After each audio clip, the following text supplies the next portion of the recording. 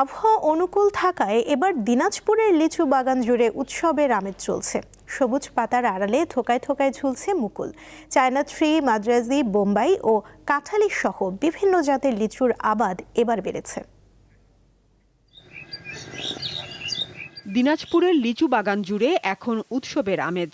সবুজ পাতার আড়ালে থোকায় থোকায় ঝুলছে লিচুর মুকুল। চাষিরা সেচ দিতে ব্যস্ত সময় পার করছেন। মৌমাছির গুনগুন শব্দে মুখর হয়ে উঠেছে বাগানগুলো। লিচুর জন্য খ্যাত দিনাজপুরের মাধববাটি, মাসিমপুর ও উলিপুর সহ বিভিন্ন এলাকায় এবার মুকুলের সমারোহ চোখে পড়ছে। পাশাপাশি চায়না থ্রি, মাদ্রাজি, বোম্বাই ও কাঁঠালি সহ বিভিন্ন জাতের লিচু আবাদ হয়েছে ব্যাপকভাবে। এবার ইনশাআল্লাহ মুকুট মোটামুটি ভালোই আছে। আমাদের বাগানে যে মুকুট আসছে মোটামুটি ভালো। মাদ্রাজি আছে, বেদনা আছে, বোম্বাই আছে। দিনাজপুরে বর্তমানে মোট ৫,৪৮৪ হেক্টর জমিতে ছোট বড় মিলিয়ে ১০,০৬৮টি লিচু বাগান রয়েছে।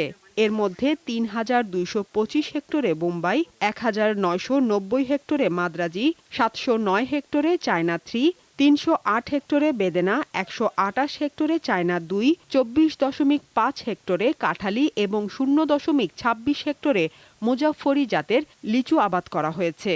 এবারে যে চৈত্র মাস মানে খরার সিজন, খরার জন্য আমরা যে উঁচু গাছে গোড়ায় পানি দিতে হচ্ছে, বেড করে একই গাছে গোড়া বাঁধে পানি দিতে হচ্ছে, মেশিন দিয়ে সেচ দিচ্ছি যাতে একটু রস হয় আর কি।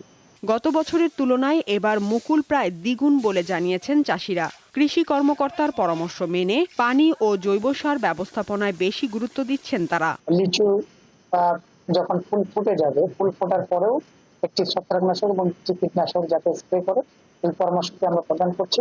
সেই সাথে যখন ফল মোটরদানার মতো হবে তখন আমরা গাছের গোড়ায় যাতে পানির যদি সমস্যা থাকে সেক্ষেত্রে সেচের ব্যবস্থাপনা করার জন্য আমরা পরামর্শ দিচ্ছি। এবছর আবহাওয়া অনুকূলে থাকায় ফলন ভালো হওয়ার আশা করছেন লিচু চাষিরা।